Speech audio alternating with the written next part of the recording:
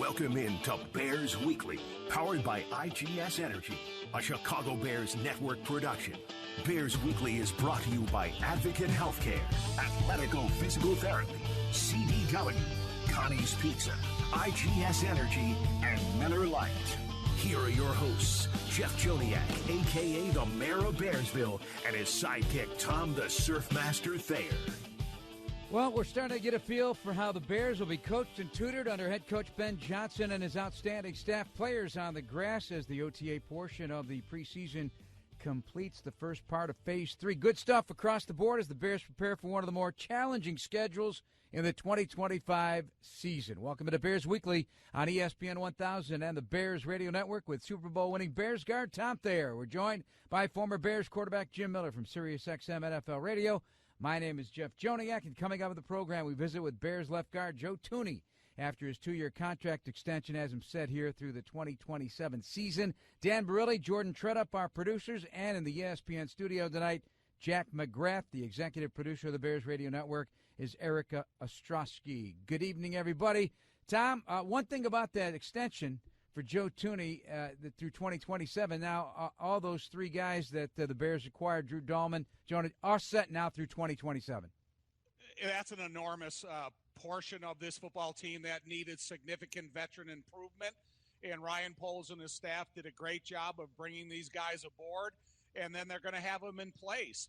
And what that can do for a young quarterback like Caleb Williams, a young head coach like Ben Johnson, and trying to develop the continuous of the offensive line and developing young offensive tackles, because Darnell Wright has been around, but he's still a young guy. And then when you look at the left side, they're still trying to figure it out. But I think it's a major, major step forward in terms of what they want to do offensively and now what they're going to be able to do with the experience of those veterans. So a few OTAs in the books. Obviously, the media allowed in once a week. So that was yesterday. So we'll hear some comments from some of the players at the podium from this week. And, of course, head coach Ben Johnson. Caleb Williams, I just realized this, doing some math, one of 14 quarterbacks to start all 17 games in the NFL last season.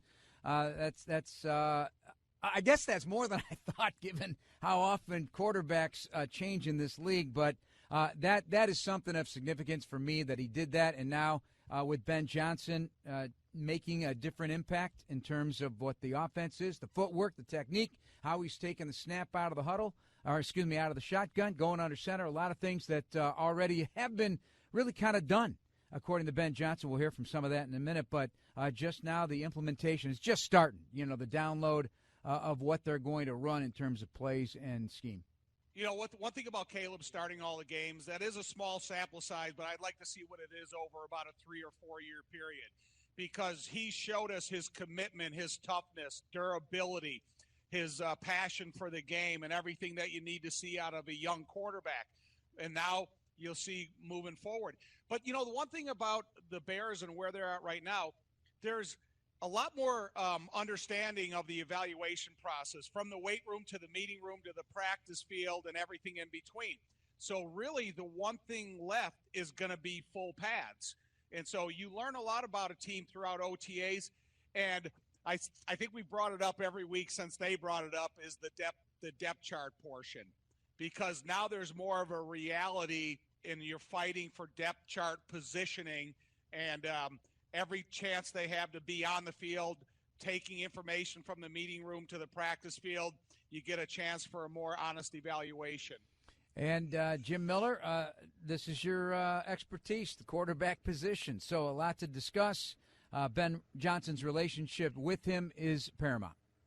Oh, there's no doubt. They got to be on the same page. They're going to talk to, they're going to go through so many situations of how you manage situations in game, from 4-minute drill, 2-minute drives. There's so many situations there, 3rd and shorts, 3rd and mediums, 3rd and longs, key moments of the game, how you want to start the game to get a flow, to say your 15-play script, what you're trying to accomplish early in the game and what it could lead to late in the game, of just like a vision of how a game is going to unfold and what type of game you expect it to be. And they're going to talk through all of those things. And after a while, Caleb will see the game similar to how Coach Johnson sees the game.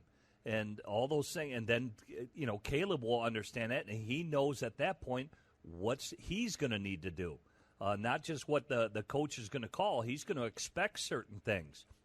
And so he'll be thinking ahead, and he'll be, like we always talk about, you want to be thinking about 3 plays ahead of what could unfold, what could happen, all these type of things that you're trying to prepare yourself for. So it's going to be very beneficial for him. And like we talked about last week, I'm very excited about it because I think Caleb is going to be very impressed with how detailed Ben is, how thorough he is, and he's going to learn a lot of football. He's been introduced. He's been in Lincoln Riley's system, now had a system last year.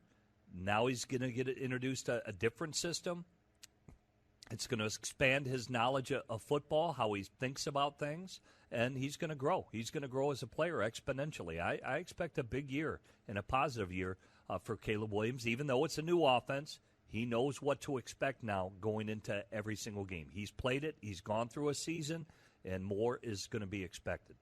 Well, let's listen in to see how it's going from the head coach. We've had a great off-season program so far. We're, call it 6.5 weeks into it now. The first 6 weeks went really well just from what we're trying to achieve objective-wise. We got a lot of players, not just as football is concerned, getting better in that area, but they're working hard in the weight room and conditioning-wise. We're bigger, we're faster, we're stronger as a team, and that was really the number one objective that we're looking to get done. And so that continues on now that we've hit phase 3. It's been nice to get out on the grass and get a little bit more full-speed football going. We're making mistakes just like we thought we would. Second day of install here today, and you could tell we had a little bit more mentals and more pre-snap penalties, and the little details kind of fell to the wayside. So we'll clean that up as we go, but the guys are working their tails off. It's been fun to watch them compete. It's been fun to watch the coaches coach, and really excited about the direction that we're headed right now. And what's your process of building the trust with Caleb and getting his full buy-in under your watch? Yeah, it starts with developing a rapport and a trust, and that's earned over time. You don't walk in day one and expect that to be achieved. And so the more time we spend together, he understands that I have his best interests at heart, and vice versa. He's going to go out there and play as well as he possibly can, not just for himself or me, but for the whole team and the city. I mean, that's really what it comes down to. So we're very much aligned in terms of what we want to get done, and it just takes more time on task in terms of getting on the same page with how we're going to do it. Daniel Hardy moves well for a special teams player. Sure does, yeah. Does he move well enough to be in the mix at linebacker? Yeah, we're finding out. He's toggled a little bit between defensive line, and we're going to experiment a little bit with him this springtime in training camp to see what he looks like dropping into coverage for us and what we're asking our linebackers to do. So I do know this. He's got some pass rush ability. He's shown that over his time here, and that's intriguing, but we're going to look to expand his skill set as well. Ben, we saw Caleb's footwork here. Foot forward, is that something that's fun? Last season, what is it? Yeah, I mean, I've done it a number of ways in my time in the league, and really over the last few years, I've kind of gravitated towards that. It's something that I feel pretty strongly about. He and I talked about it, the reasons why we want to do it. I think it helps out certainly with the quick game from the gun, and then helps us be in a little bit better throwing posture for a lot of the other things that we're asking him to do. So he, when we talked about it initially, he was already kind of exploring that himself. So it wasn't so much us telling him to do it. It was more a mutual, yeah, let's see what this looks like. And I think he's taken a knack to it. What did you see on the practice field, and how well would you say he's been pitching? Yeah, no, I'm extremely impressed. To be a second-year guy, you would expect a little bit more inconsistency, and yet the way he approaches the meeting room, the walkthroughs, the on the field, the drill work, it's very much like a seasoned pro, some of the best that I've been around.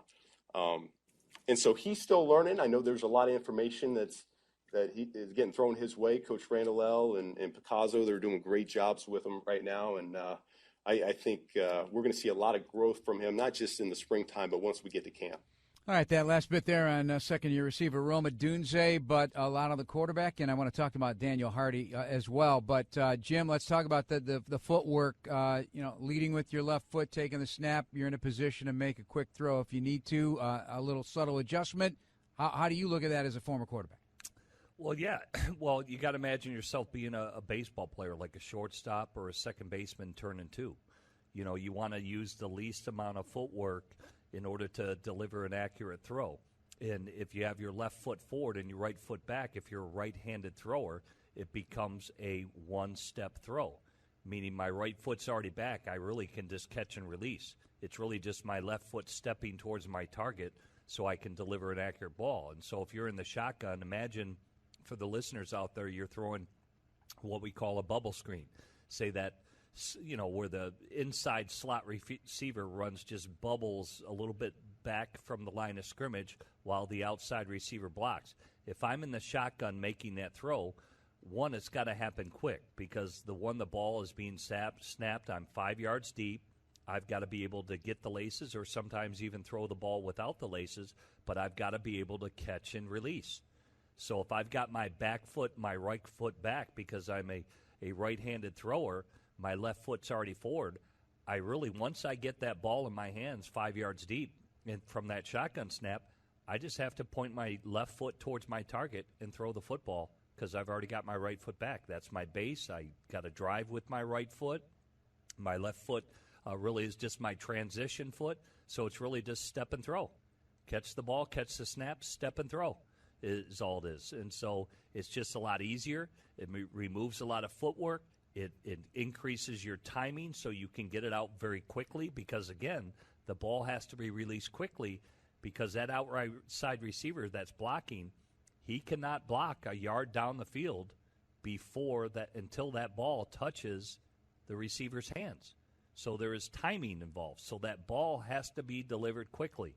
And if the footing is right and the steps are right and it's done correctly, that is the best way to make sure and ensure that timing happens with all those variables that you have to deal with. Tom, you blocked for a lot of quarterbacks. How long did it take for that relationship with the offensive coordinator and or head coach to develop?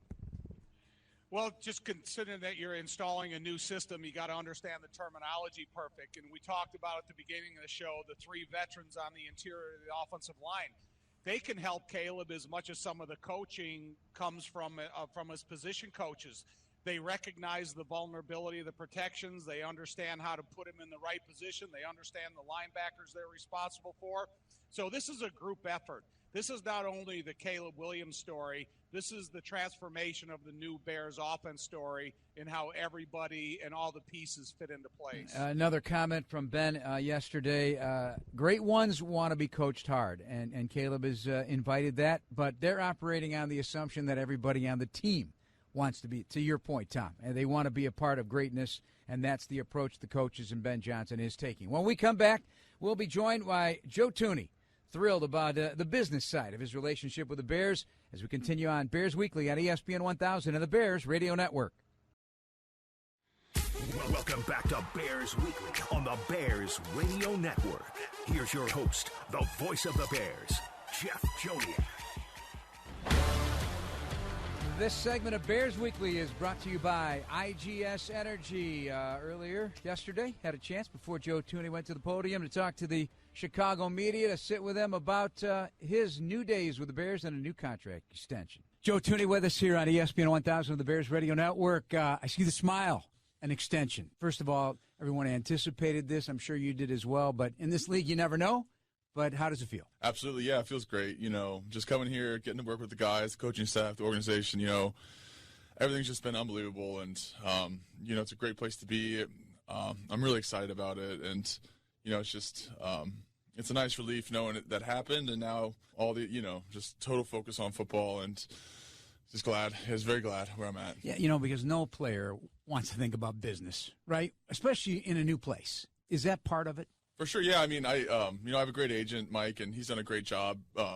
It's always in the back of your head, just wondering what will happen. And Like I said, though, just couldn't be happier with the organization and how everything went, and really pleased to be here. Yeah, a former Bears scout, Mike McCartney. I love that. Yeah, right? He used to be in the building. Yeah. We all know him. When I first started, he was here. Nice. So he's helping out the Navy blue and orange thing. Go, yeah. Way to go, Mike. Way to go, Mike. Full circle. Yeah, exactly. So now this is your third NFL team. You've had great experiences with legendary coaches. What has it been like? Take us inside a little bit to Ben Johnson, the offense, and your offensive line coach, Dan Roshar. Yeah, I mean, it hasn't been a ton of time together, but, just from what I've seen, just an experience, just, the intention, the intensity, the attention to detail, it's all, what I'm really comfortable with and what I'm familiar with, and just, you can tell the passion and the time that these coaches put into, installing this offense and teaching us what they know and how to, execute certain plays. So, and then Coach Roshar, just, it's been great to learn from him, and I think we have a great O-line room, just guys really wanting to work and play for each other, and obviously it's early, it's OTAs, but just trying to really hammer down these details of this offense, and every play that we're trying to execute, just trying to do it to the best we can, and so it's been a really, really great start to the process. How's the download in terms, installs very minimal at this point, but just what they expect offensively, what Ben expects? Yeah, I mean, it's a very high standard, and the standard is the standard. It's that's the expectation, and I think guys are really committing to it and really pushing themselves and each other, and so it's really cool to be a part of, and it just feels like it just feels right, and like I said, I couldn't be happier. From your career, you can only tell me. I didn't live it. You did. Does it feel like just it's the baton being passed to another high standard of excellence from what you've become used to in your career, and you feel like you're just picking up where you left off, so to speak? Yeah, absolutely. I mean, just listening to the coaches, and it just all feels very normal to me, like what I've experienced, and what I've kind of these teams I've played for. So, I feel great, and just excited to just go day by day, week by week, and keep stacking them. It's only a couple OTAs, but it looks fast. Like things are moving, a lot of plays being run, a lot of drills. Is that pretty much normal when you experience too, or does this feel a bit different here to this point? Again, early. Yeah, it's early for sure, but like you said with the offense, we just want to execute the plays called, and we want to do it with purpose and intensity, and just whatever's dialed up. Just we're communicating constantly, and we want to execute the best we possibly can on each play. So, it feels like a nice tempo. There's a lot of cliches out there, but I'm gonna throw a new one. Can a big dog like yourself be taught new tricks? So, are they asking you to do anything different from a technique and fundamental standpoint that you're adapting to, or pretty much you're doing your thing? It's been great, with Coach Roshar and our offensive line coaches. Just you can pick up so much information. They've been around the league and around the offensive line for decades, and there's always things to learn, things to improve on, things to continually to work on. So there's definitely things that I'm trying to improve on and trying different techniques, and like I said, though, the O-line group is we're all coming together and focused, and really trying to execute. And last question, we'll let you go. Appreciate your time. I know that Ryan Poles has stated this. He'd love to have whatever five is going to start, the best five is going to start. Like to get that going together and build a lot of reps together. Obviously, that's the goal every year and every team. Is it encouraging for you to hear that that's what is the goal here, and what would that mean for this offensive line, especially with three new interior guys getting to know each other and you lining up to a left tackle yet to be determined? Yeah, as a unit, the offensive line always takes pride in itself to lead the offense, and we just want to protect the quarterback, open lanes for our runners, just do everything we can to help this offense. And like you said, regardless who's out there, just it's gonna be five very determined, focused, hardworking guys that are gonna give everything for the sport, and it's a great room to be a part of. Again, congratulations. Thank you very much. I appreciate it. Thank you, Joe. And Tom, is he speaking your language? It's the attitude and the outlook that the Bears have been needing in this offensive line for a lot of years. And when you have a guy like that has success in his background, experience on a couple different teams, and understand what it takes to have five guys that work as one, he's just one of the 5 candidates for this job, but he's also has so much success and experience that I think that he can speed up that process tremendously. Hey, Jim, you spent time with Joe, right? Either at Super Bowls or on the training camp tours, whether it be in New England or Kansas City. What is your impression of Big Joe? Well, he got paid as a guard starting left tackle money. I mean, that's what Kansas City gave him. I mean, he is that good of a player. And he's gonna bring a lot of insight. Obviously, in big games too, championship games, how you prepare, those type of things. He's played both those positions. He brings a ton of knowledge. Well coached, but I think he's going to bring along especially that left tackle position, because he can talk to the players both playing the position and what he's done as a left guard, how he can help them on the field as well. Great player with a lot of insight, a ton of experience. And I think Dan Rochar is going to help that group as well. I've got a history with Dan. I know Dan well. Respect him dearly with how he coaches and what he's going to bring to the table. And I will say those players up front will be prepared on Sunday. They will be prepared for anything that is in front of them for what they're going to be expected to execute. Tom, what kind of guy is he? You guys both know him. So I've had my introduction with him. Can't be more impressed. But as a coach, what's his style? Well, I think. Go ahead, Tom. I just think he treats everybody according to what their body style is. He's not coaching every single guy to act and look the same, where you're going up and breaking the huddle like a group of robots, because everybody's not built the same. Darnell's built is different than Karan Amagaji, and the interior guys are built differently.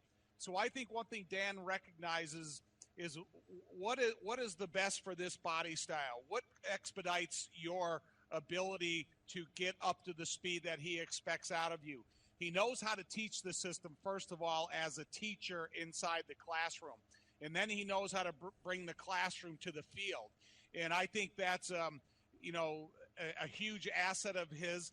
But also, like Coach Stanfeld used to say, a lot of times I can only coach you so much, and then you got to start coaching yourself. And I think the experience that the Bears have brought aboard on the inside will help the left tackle position, will help the rest of the guys on this offensive line. And I just think his knowledge as a coach, he's coached more than just the O-line position. And right. Even when he was coaching the line at Michigan State when I was there, he's coached gap systems, he's coached zone systems, zone blocking, all that stuff. But he comes with play calling experience. He's been an OC. He's been a tight ends coach. So he knows every facet of offense and, where a running back should hit things.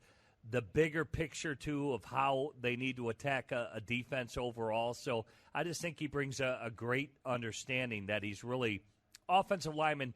And hopefully this doesn't go to Tom Thayer's head, but they're typically the smartest guys on the team. They really can retain a lot of information and what they need to execute. So not only are they brute strong, they're smart too. And I think it's just the greater overall game plan of what the Bears are trying to accomplish, and Dan will explain that beautifully.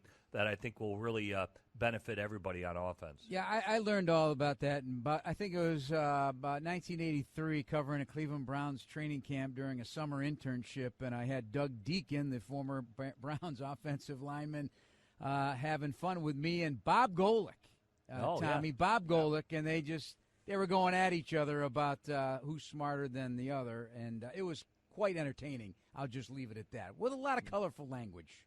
Well, listen, the Golicks will always claim they're the smartest in the room, because I've been around every one of them playing at Notre Dame or in the pros or in different spots. But Jim knows, it's all about the offensive line. Well, quarterback's got to say yes, that's for sure. I'm not saying no. No.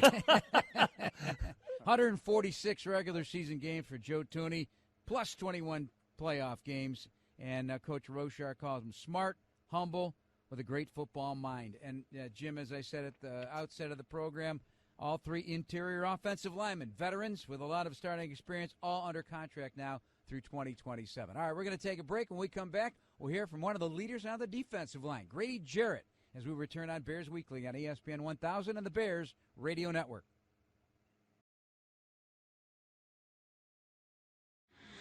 This is Bears Weekly with the voice of the Bears for 24 years, Jeff Joniak, on the Bears Radio Network. The Bears Weekly is brought to you by Athletico Physical Therapy. Visit athletico.com to request an in-clinic or a virtual appointment and start feeling better tomorrow. Jeff Joniak, Tom Thayer, Jim Miller from SiriusXM NFL Radio among those at the podium. Everybody wants to hear what Grady Jackson has to say, Grady Jarrett. There was a Grady Jackson. Grady Jarrett, what he has to say, his first experience outside of Atlanta. Heck, he was born in Georgia, so his whole football playing life has been in the state of Georgia. Grady at the podium yesterday talking about the great turnout of players and the attendance during the off-season program so far, among other topics. The thing about it is, the guys have showed up to put in work, We've been grinding. It's been a heck of an off-season program, and it's been fun because and challenging because, it's pulling us together, man, and it's challenging every man involved to put their best foot forward, not 1 out of the 4 days, 2 out of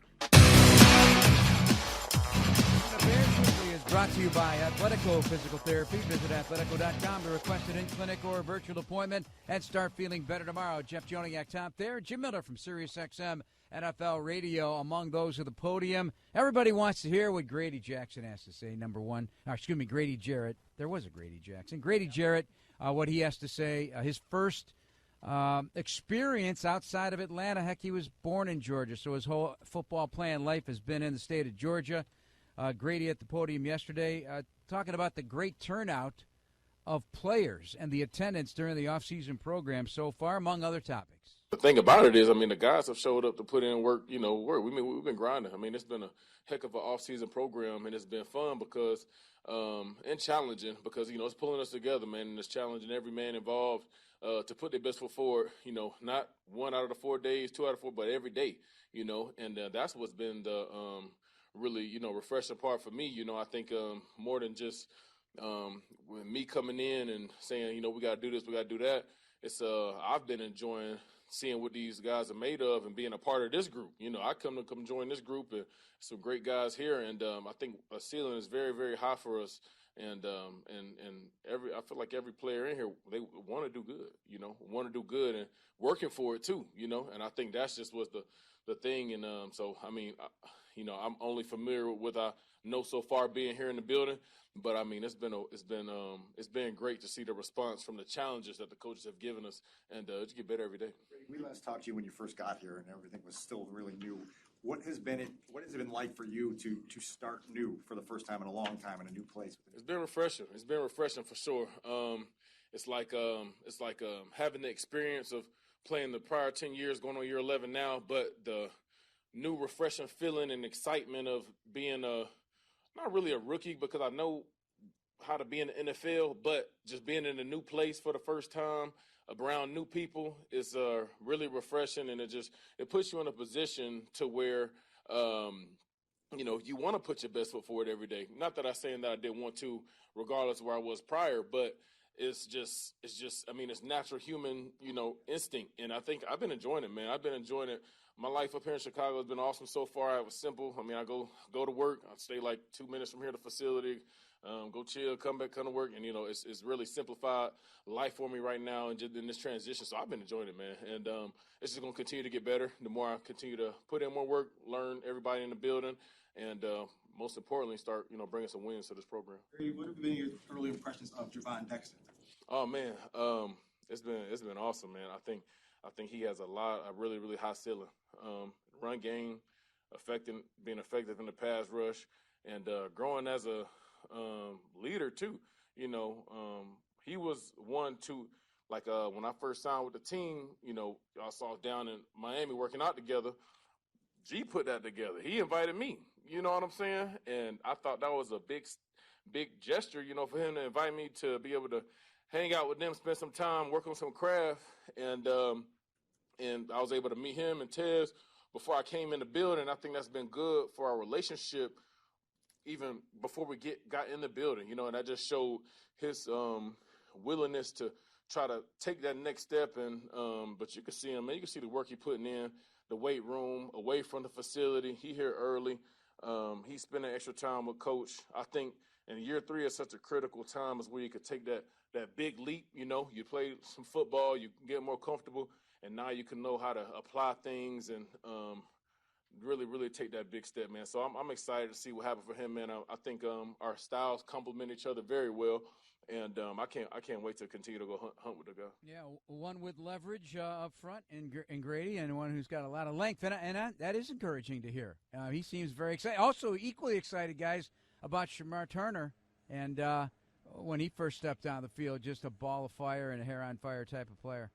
But you know one thing about Jeff, there are 2 great interviews with Tuni and with Grady, because you can hear the tune and the tempo of an offensive line and an offensive lineman in Joe Thuney. Then you can hear what a defensive line is all about in Grady, because the 2 different flexions of their voices.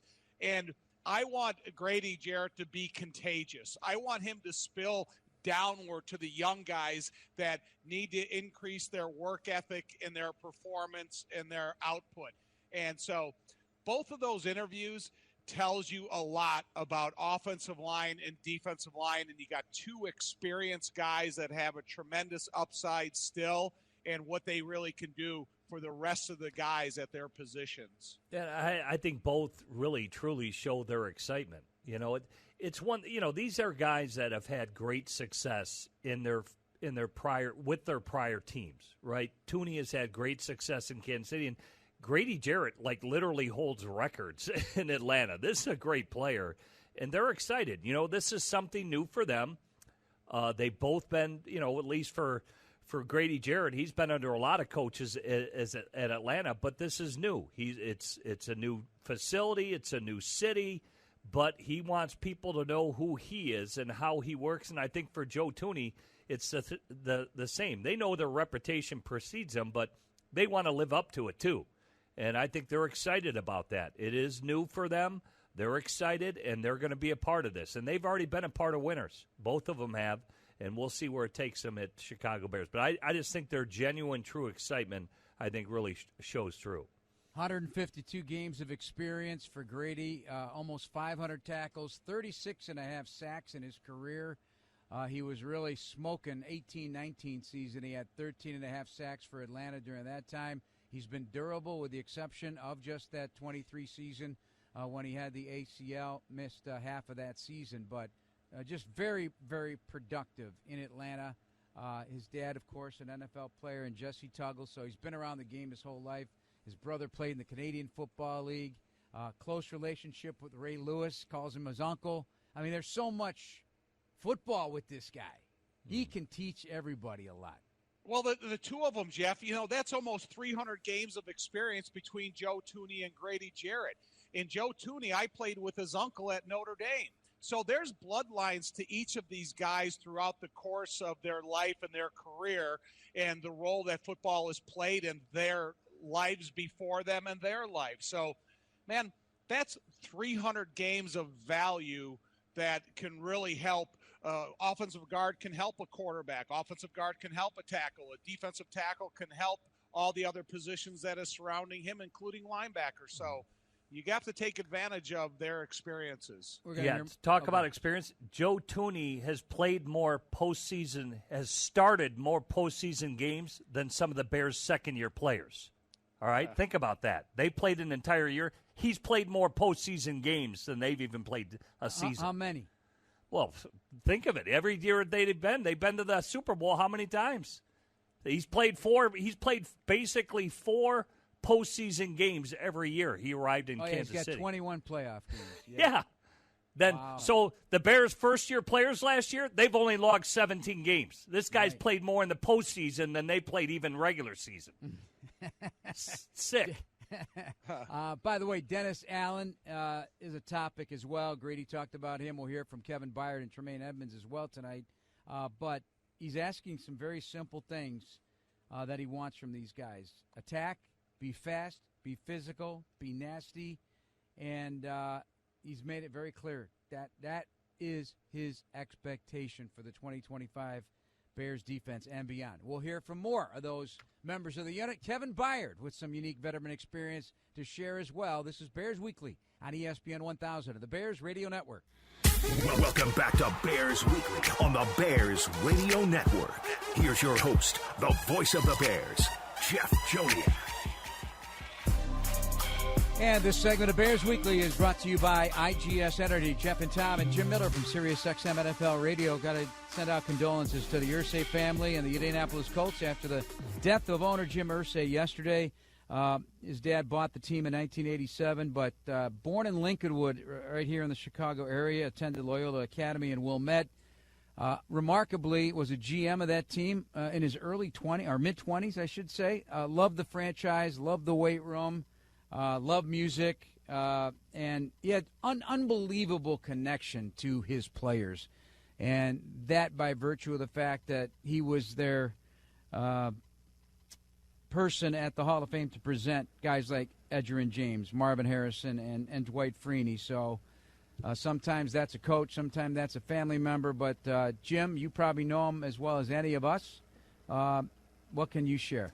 Yeah, I actually talked to Dwight Freeney today, and, yeah, he was a presenter for Dwight Freeney for the Hall of Fame, and that's what Dwight said. He was kind of one of the guys. Believe it or not, like in the weight room, he would go into the weight room and like lift with guys. Yeah. You know, he'd work out with the guys, and had a very giving heart too. We had talked to Bruce Arians today when Bruce had some health issues. You know, he sent his plane to Bruce Arians, said, "Hey, where's your wife at? I'm going to go pick up your wife. We're going to get down there and see you in the hospital." And so just he always thought about family and tried to do everything he could to help out. And obviously Bears fans are familiar with Chuck Pagano. He still was helping out Chuck Pagano today and his family. So just a very giving guy. He's very eccentric. Everybody knew that. He's going to be who he is. He's going to say what's on his mind. Owner that would tweet on X, he'd be out there sending tweets. Hey, I'm going to do a raffle for 4 Colts tickets, and how he was going to, he'd have some game to give away Colts tickets. So he's very interactive with the fans of the Indianapolis Colts, but to a player and to coaches like, even GMs like Bill Polian, they were very successful. Obviously a perennial winner with Bill Polian, and they drafted Peyton Manning, and Jim Irsay was a part of that. But he always wanted the team to be in the forefront and win, and now they're still trying to rebuild now, obviously post-Peyton Manning. I was introduced to him by John Tierlink. And when he introduced me, former Chicago Bears from the 1985 Bears. And I felt like I was meeting a football fan, not an owner. And it was really something how his face lit up, and because he's familiar with the background of our area. And it was kind of neat, and it caught me off guard a little bit, because I know how eccentric he was, but he's also a football fan, not only an owner. Yep, collected a lot of different things. I heard he collected baseball, football cards, guitar, you name it. Certainly a lot of music as well. All right, back to the Bears and Kevin Byard. He was at the podium yesterday as well, and he was asked about what sticks out about this new staff, in particular, head coach Ben Johnson. The intensity level of Ben Johnson, I feel like is very evident. I think you guys can see that, a couple times where he's stopping practice. You can hear him. You can definitely hear him out there. So, it's been fun. A lot of competition, especially going with the offense. So, I really like the additions we made on offense and defense. I think those guys are going to help us out a lot this year. Grady said that the offense play attacking style of defense. What kind of players do you need to be able to do that in terms of their mentality and their attitude? Well, like I said, just the additions we made, especially on that front four, with Grady and Dio coming in, being able to help Tez and all those boys. I think that's where it starts. It starts up front. It starts with those guys, first and foremost, stopping the run, something we really wasn't good at last year. So we can attack in that way. If we stop the run, then everything opens up for the defense. Those guys can pin their ears back, get after the quarterback, and then everything, you start making plays once you got a good front four that can pretty much, stop the run and also get after the quarterback. And everybody can sit in zone, make plays, get interceptions. So, but we're going to attack, and it's going to start with those guys up front. Kevin, how does life change in the far back end of the defense with increase in man coverage like you guys are expected to play? Yeah, guys are definitely going to run, but we have the DBs to do it. Very confident in all our corners, obviously. Jalen and Tyreek being able to cover all the receivers we're going to play this year. But like you said, with a lot of man, it means tighter coverages. But that also means that, we're going to depend on those guys up front to be able to get after the quarterback. We can't cover all day. But I really like, obviously with the addition of DA, the defense and different things we're going to do, being able to mix it up, not just play man, but be able to have a lot of different things we're going to do package-wise. So I think it's going to be fun. It's been fun so far. How would you describe Dennis's coaching style with you guys?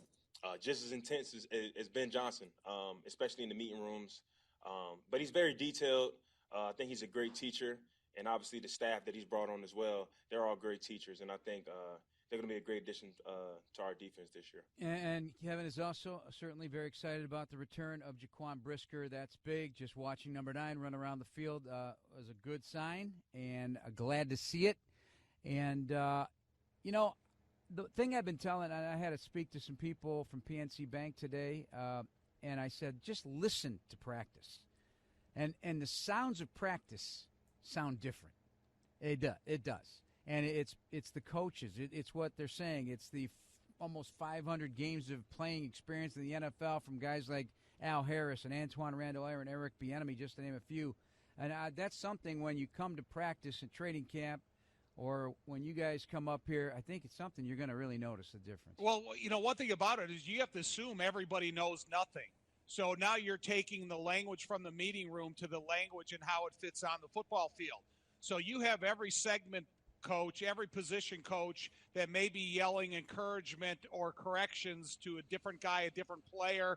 And if you got 4 or 5 defensive backs, somebody could be hearing something. You got 5 offensive linemen, you're talking to every one of them plus their backups. So, it's going to be fun to listen to practice as much as it is to watch the development of the team. Yeah, it should look different, Jeff, because what I caught in that interview when he said, when the coach stops practice, because people got to know how to practice. You got to know how it practice and what it needs to look like and what outcome needs to happen at a practice. So for the coach to stop the practice, he's setting a standard of this is not looking like what I want it to look like. This is what needs to happen moving forward. It's like, Jeff, you ever go out and mow your lawn like when your dad taught you how to mow your lawn? And he comes out and he kind of stops the presses because it's not looking like he wants it to look. So stop it. We're going to start over. Jim, let's get it done right. Jim, it happened a lot to me. Yeah. That's what I like to hear from Ben Johnson. This is how I want it to look, boys. Now get back to work. Including and Dennis Allen also, man. He's in that huddle with every rep to go through things. All right, one more segment to go here from Tremaine Edmonds. Talk about the spring meetings. Get Jim's perspective on the tush push and more. Yeah, I have to bring it up, Tom. I have to bring it up. What about my perspective? I am. That's why I said, Tom, I got to bring it up. All right. This is Bears Weekly on ESPN 1000 and the Bears Radio Network. Welcome back to Bears Weekly on the Bears Radio Network. Here's your host, the voice of the Bears, Jeff Joniak. This segment of Bears Weekly is brought to you by Athletico Physical at Athletico.com. To request an in-clinic or a virtual appointment and start feeling better tomorrow. Jeff and Tom and Jim Miller from SiriusXM NFL Radio, our final segment. Let's dip in one more time on the defensive side of the ball. Tremaine Edmonds, who's getting some snaps at multiple positions at the linebacker from Dennis Allen as they search for a third starter in base. And I want to bring it up. Daniel Hardy. Wait till you get a look at Daniel Hardy. He's been in the weight room, and he looks fantastic on the hoof right now. And he is getting snaps at the outside linebacker position as well as rushing the quarterback. And here you get you take a player that's been around a couple years who started on special teams last year, and now you get deeper eyes on him from a different perspective, and maybe there's a new position for a guy like Daniel Hardy, Tommy. Well, the thing about it, Miami, Buffalo Bills, and Kansas City Chiefs, that's where he's going to get a majority of his early preseason playing time. And he did a great job in the preseason last year. He led the team in special team tackles and pressures and sacks. So if he leaves that same impression on a new coaching staff, he's got a tremendous upside, and he's a really good athlete. Well, Tremaine Edwards being the size, or Edmonds, being the size that he is, I mean, he's built like a strong side backer. When you're 6'4", 250, 260 is where he's at. Typically, those were your strong side backers back in the day.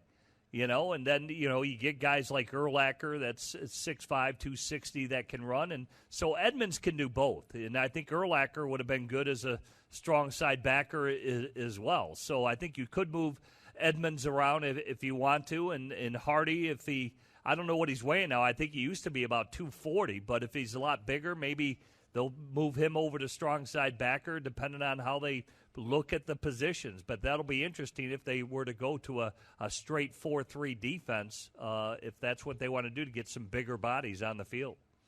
Yeah, I'll check his weight in a second. But it's and also Noah Sewell looks good. Noah Sewell's been he looks a little lighter out there, and he's moving around pretty good. Tremaine Edmonds, what it's been like working with new defensive coordinator Dennis Allen. Yeah, it's been good. A lot of intensity. Obviously a guy that has success in the league. Over in New Orleans, they had a lot of good years, good defenses, and like I said, just his energy, man, and what he demands from his players. I think that's the number one thing that sticks out. Obviously he holds the guys accountable. You can see that at an early stage. If we're messing up on something, gonna call you out for it, but it's a good call out. You know what I mean? It keeps everybody on their toes, keeps everybody responsible as far as getting that playbook. And like I said, man, just his energy on the field, you definitely feel that. You talked about moving you around between the different linebacker spots. What does that take from you in the spring and maybe even in the training camp to shuffle around a little bit? Yeah, I think it just this league, man, the more that you could do, it adds value to you as a player. And obviously you develop a different sense, like different knowledge of the game. So just being able to see things from a different perspective, being able just to add things to your belt is always good. So, just taking that experience and, running with it for real. What do you think about the intensity that Brett Ben's bringing out there? It's a lot of intensity, man. You see it early. This is our second day of practice, but it's intensity from offense, intensity on defense. And as a whole, that's what you want, man. That's what develops a good football team. You know what I mean? You got this side that's competing like crazy, this side competing like crazy. Collectively, when that comes together, it's a good thing. And, I think that's what we have. You know what I mean? I see it early. Guys just want to make plays. You got guys that want to make plays on defense, guys want to make plays on offense. Take it a step above that. A coach that just wants to score points and, make big plays. And then on defense, a coach that wants to take the ball away and, want to make sure the offense not moving the ball at all. That's what you look for. That equivalates to, just high intensity, just everybody competing at a high level. And it brings the dog out of everybody, man. At the end of the day, a dog want to play with a dog. And you feel that energy, you feel that love from everybody, man. It's going to make you step your game up for sure. All right, that's Tremaine Edmonds. Everybody's saying the same stuff. It's not just, they're feeling it already. And, again, just a few days on the practice field with the OTAs, guys. Yeah, we've talked to all three levels of the defense in this show, on the defensive line, linebacker, and the defensive backfield. And they're all saying the same message about intensity, about the pace of defensive play, making sure, Kevin Byard mentioned it, that you got to be able to stop the run so they can do all the other elements that involved in defensive football. And I do think if they are more successful in stopping the run, you're going to see a pass rush that's created by Dennis Allen that's going to be more effective within the division and in the league as a whole. I just think it's a reflection of, hey, there hasn't been enough winning. These coaches are putting a lot of pressure on these players. Let's just face it. There's no depth charts. Everything is being evaluated. It should be intense. It should be very intense every time you walk into that building because there are positions up for grabs. All right, let's discuss the tush push. It did stay in vogue for the Philadelphia Eagles and any team that wants to do it. I did a lot of listening to Sirius XM and a variety of hosts, either like the play or don't like the play. Tommy, I know you're a proponent of the play. Just now as we look at it one more time, and maybe it'll be reviewed again in years to come. I don't know. But we have 2 minutes to go on the show. Have at it, Tommy. No, I'm just glad they kept it in the game. It's not an injury-resulted play. And so if it's got a team that does it really well, try to get another team in there that does it equally as well. I think Buffalo is the team that uses it the second most. And we'll see where it goes over the next couple of years. But then we'll see if a college team adds it into their repertoire to see how it fits there. Yeah, I think it'll be evaluated over the year. Probably more teams are going to run it and try to incorporate it to see if they can, mimic how good Philadelphia is at it. But I do see one team is trying to combat it, and that would be Tampa Bay. They signed a 464-pound defensive lineman from Florida. Yeah. So Todd Bowles, when I interviewed, said we got to find a way to stop it. And Todd Bowles is pretty good at stopping things, and maybe that's the key. Get some big guys in there. That's a plug-and-play, short yardage, fourth down guy right there. Him and Vita Vea on the inside, oh, man. you're not going to move either of them, so maybe that is the way to combat it. All right. I found this last nugget. Vegas. The Buffalo Bills, the only team favored this year on all 17 games on their schedule. That's interesting to me. And Kansas City and Baltimore at 16 games. Just a nugget to end the show. Fellas, it doesn't matter right now. It's week-to-week league. That's Jim Miller. That's Tom Thayer. I'm Jeff Joniak. That's going to do it for us. Thanks so much for listening. Thanks to all of our producers for helping us out tonight, including Jack McGrath in studio. This has been Bears Weekly on the radio home of the Chicago Bears, ESPN Chicago. Game 2 of the Western Conference Finals of the NBA playoffs coming up next with Minnesota and Oklahoma City. Have a good night, everybody. Thank you for listening to the Chicago Bears Network presentation of Bears Weekly, hosted by the mayor of Bearsville, Jeff Joniak, and Surfmaster Tom Thayer. Podcasts are available on the Chicago Bears official app. Brought to you by Verizon and Apple Podcasts. Bears Weekly has been brought to you by Miller Lite.